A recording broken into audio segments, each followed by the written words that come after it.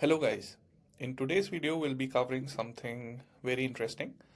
It's related to creating an agent. If you're able to recall, there were a few ways to create an agent. One was through the agent builder itself. Next, we had three types of agent that can be created: single prompt, conversational, and speech to speech. Today we'll be covering how to create a speech to speech agent.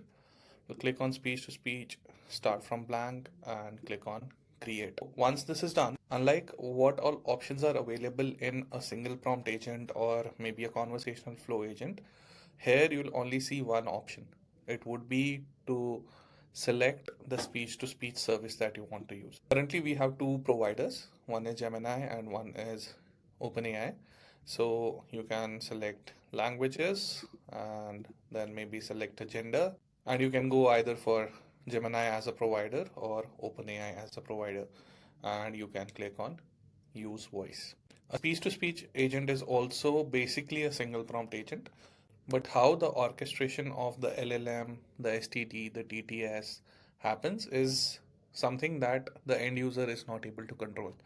So similar to what we did for single prompt agents, we'll have a welcome message and have the required prompt. Let me just paste it here and we'll click on save. Now coming to the settings, you have the voice speed and the voice volume. Rest of the things like the LLM temperature, the voice stability, maybe the fallback and everything is not available for an S2S agent. It's a direct speech to speech service in which the orchestration of all the basic components is done by the provider itself. Click on save, you give it the current time awareness. So you can configure which time zone your agent works in. So in case you're booking a meeting or scheduling a callback, it becomes easier for the agent to understand the time context. Here are the global settings that you can configure. If you are able to recall, these are almost similar. A few of them might not be available here since it's speech to speech. So maybe something like response eagerness or maybe ambient noise would not be configurable. This is how a speech to speech agent is created.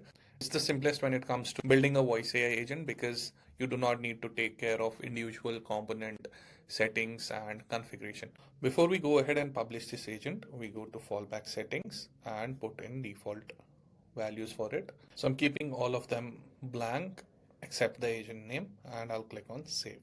Now that the dynamic variables have been saved, I'll click on publish, give it a timestamp as a good practice, attach it to an inbound number, attach it to an outbound number, click on publish, and we are done. That's pretty much for this video. Take care of yourselves.